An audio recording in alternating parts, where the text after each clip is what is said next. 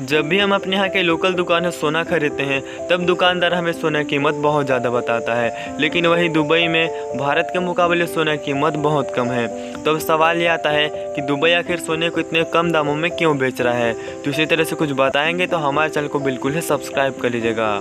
देखिए, हमारे यहाँ के लोकल दुकानों में जितना भी सोना खरीदारी के लिए आता है उस सोने के ऊपर लगे रहता है बहुत सारा टैक्स, जिसमें से वेट, जीएसटी और एक्साइज ड्यूटी जैसे बहुत सारे टैक्स लगे रहते हैं, जिससे सोने की कीमत तो पहले ही ज़्यादा रहता है, लेकिन टैक्स लगने पर और भी ज़्यादा हो जाता है।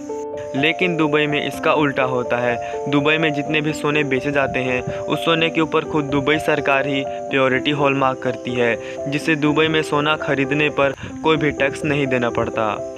लेकिन भाई एक बात तो है, भले ही दुबई में सोना सस्ते दामों में मिलता है, लेकिन दुबई में सोने की क्वालिटी बहुत अच्छी होती है। इसलिए जितने भी टूरिस्ट बाहर से दुबई आते हैं वे दुबई से सोना भर भर के खरीदते हैं और अपने देश ले जाते हैं। दुबई में सोना सस्ता है, इस चीज़ का अंदाज़ा आप इस चीज़ से लगा ही सकते हैं कि अगर आप भारत में सोना खरीदो तो भारत में 1 ग्राम सोने की कीमत टैक्स मिलाकर 5,500 से 6,000 के बीच में रहता है।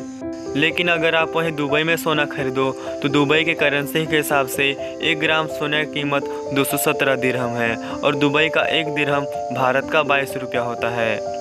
लोग आजकल अपना रुतबा जमाने के लिए भर भर के सोना खरीदते हैं और अपने ऊपर 1 से 2 किलो सोना डाल लेते हैं। अब जाहिर सी बात है, सोना तो मैं भी खरीदना चाहता था, लेकिन मेरे औकात के बिल्कुल ही बाहर है।